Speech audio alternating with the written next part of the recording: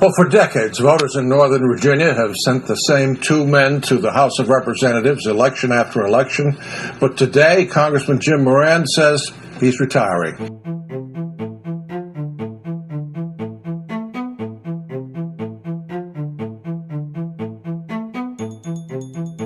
Former Lieutenant Governor Don Beyer cruises to an easy win in Virginia's 8th District primary, making him the heavy favorite to win this November and to succeed long-serving Congressman Jim Moran.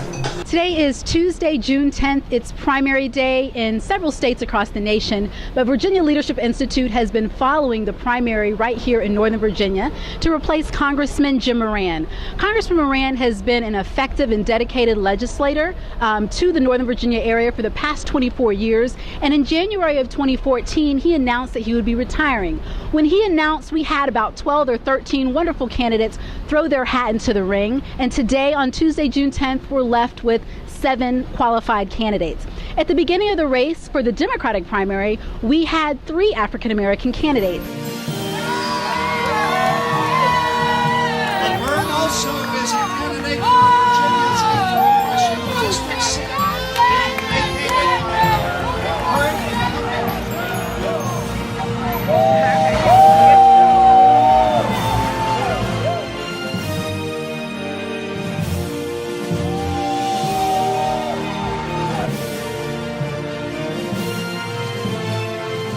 So that was the Democratic side, but it's also making history because the Republican nominee, Micah Edmond, is also African American, a great qualified candidate, and he will go up against whoever the Democratic nominee is, as well as the other independent candidates in November.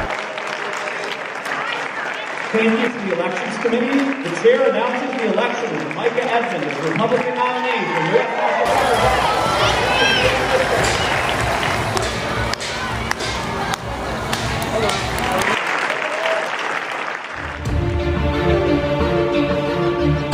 Diversity in this race is spectacular. We have an opportunity to vote for women, openly gay candidates, small business owners, and candidates of color. This is representative of the diversity here in Arlington and essentially across Virginia. Mr. Stafford has really been a leader in terms of not only the causes that he supports, but also just almost a thought leader because he's very thoughtful about which particular issues and causes he does want to support. So what would you like to see from the winner in the 8th District Congressional race in terms of community engagement? You know, what I'm looking for as I decide who to support and have decided who to support, I'm not looking for a professional politician. Mm-hmm. I'm not looking for someone that this race was just a jumping off point or a stepping stone to a more ambitious effort. I'm looking for someone who has dirt under their fingernails, someone who has been at the grassroots level, someone who has committed himself or herself to the citizens of this community. And to me, there's one individual that stands out there. And that's what I'm looking for. There are 10 people running for the congressional seat that our beloved Jim Moran is retiring from.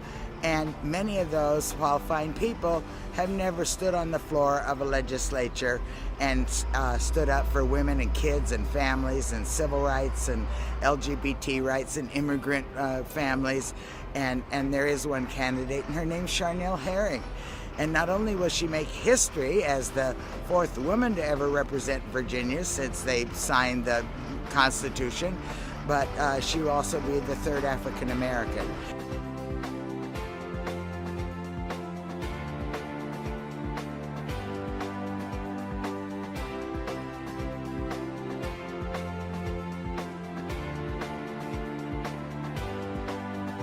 I have what it takes to be an effective Congresswoman. Congress is broken, and to change it, we need new people. I know that gets said a lot, but what I mean is this. We need people with different life experiences, people who know what it means to struggle, and people who have lived. I'm Charnel Herring, and I understand what people are going through because at 16 years old, I was homeless. That experience has taught me vigilance, grit, and determination. We are, yes, contacting door to door. We are also making phone calls to voters every day. So we're hitting the pavement hard.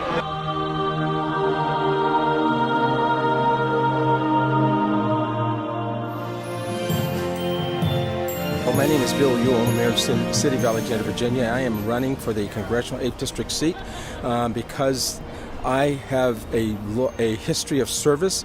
I honestly believe that this is a seat that I can win and will win in the June 10th Democratic primary. That's what my campaign is all about. Leadership, passion, and know-how, all working together. My record is a service of commitment. I have served on the school board, city council since 1994, elected Alexandria's first African-American mayor in 2003, and my purpose in life is to make certain that no one is left behind, that people are giving a fair chance. I've beat the odds. I want to make sure that everyone else has the opportunity to beat the odds. As a member of the Council of Governments and working in this region for more than 30 years, I've dealt with the issues on transportation, the environment, housing, homeland security, crime. I signed the U.S. Conference of Mayors Initiative Against Illegal Guns. I want our neighborhoods to continue to be safe. I ask for your vote on June 10th. I got involved because of him as a person and what he could do in Congress. It's a time and place where we need camaraderie. We need to be able to have people to not only think about their own agenda, but work together. And I think that's exactly what Bill does, is he will listen to all sides. I think it's going to be the most amazing thing to have him in Congress. Really looking forward for everything to come in this evening. I helped Bill Ewell out a lot. I did a lot of phone banking for him. We called people up. I did canvassing door to door at the train stations, passing out literature. Here we are in the embassy suite tonight, expecting for results, and our heartbeats are going with each time. Go Bill!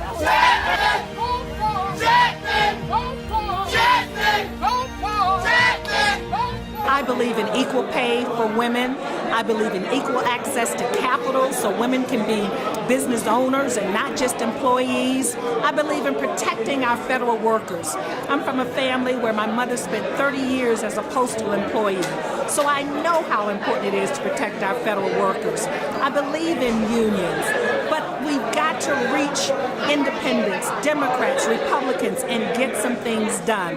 I know how to build coalitions. I know how to build partnerships. I know how to get things done. And that's what I want to do. The race is going extremely well. As a first-time candidate, we have momentum. We're raising money. We have all kinds of new volunteers. We're re-engaging people. So I'm looking forward to the next 36 days until June 10th. And I really believe this is a real opportunity to get different type of representation into our district and to really get some things done. I want the 8th District to have great schools, economic stability, and opportunities for all. I'll fight for women, working families, federal employees, and our seniors. I promise to protect a woman's right to make our own health care decisions, to fight for equal pay and a living wage. Arlington, Alexandria, Falls Church, Fairfax, the districts of Drainsville, Lee, Mason, and Mount Vernon. I want to represent you in Congress. I've been getting real things done in the community. Now I want to go to Congress with your help and get real things done. I'm an advocate for Laverne Chapman because she's an advocate for women's rights and human rights. And I personally believe she's a great role model for young African American women like me to hopefully one day be as fantastic as a person as she is. And I am supporting Laverne Chapman for Congress because I saw firsthand how Laverne takes issues and works them and brings about results. She has always been a staunch supporter of women and the underserved. She mentors many young women and some not so young women like myself, but I am pleased that she is running for Congress because I believe that she can make a difference. I did a number of things to help Laverne. I did the organizing for the Oprah Winfrey event. I also did some knocking of doors. The most difficult thing for me was seeing all the hard work that the volunteers had put into the campaign, that Laverne Chapman had put into the campaign, and then when the Washington Post came out to endorse another candidate, They did not even mention her, even though she was the person who had the second highest fundraising, yet they made no mention of her. I'm Laverne Chapman. I approve this message because it's time for a new perspective in Washington. It's time to get things done. If you haven't heard, I want to tell you who I am and why I'm running. I'm a military veteran. I spent 8 years as a Marine Corps officer, as former congressional staffer, and a small business owner. I live in Alexandria, and I've been here for the last 10 years in the area. Earlier we talked about African Americans and climbing to the next level. It is absolutely with education. I mean, having a college degree, I can tell you that I had to go get 2 graduate degrees because the bar has now been raised.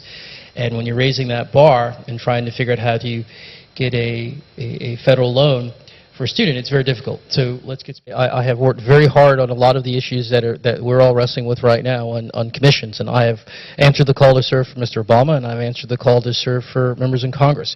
And I built up a lot of relationships and a bipartisan track record of bringing people together and putting solutions.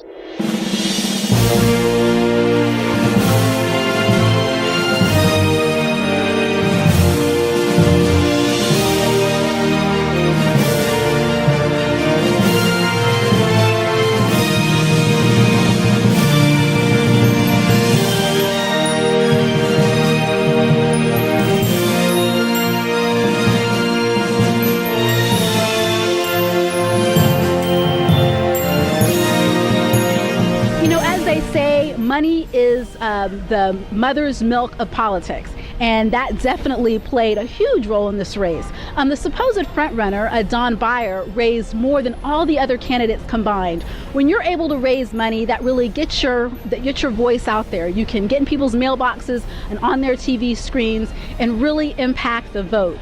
Another issue that really came up was because there was 3 African American candidates, a lot of people in the black community wondered if that was splitting the black vote. You know, that really remains to be seen.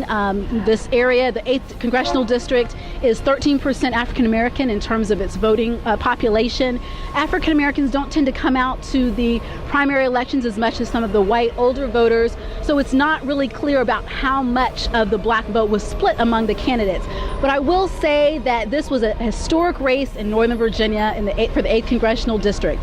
To have a congressional district with such a small black population, to have 3 very qualified African Americans running, really says a lot to diversity in the district and just how our community is changing. You know, with Virginia, of course, once being a slave state, and today it's just a totally different community. Like I said, history was made today, and with Virginia Leadership Institute, we were so excited to have seen all the African American candidates run for the 8th Congressional race.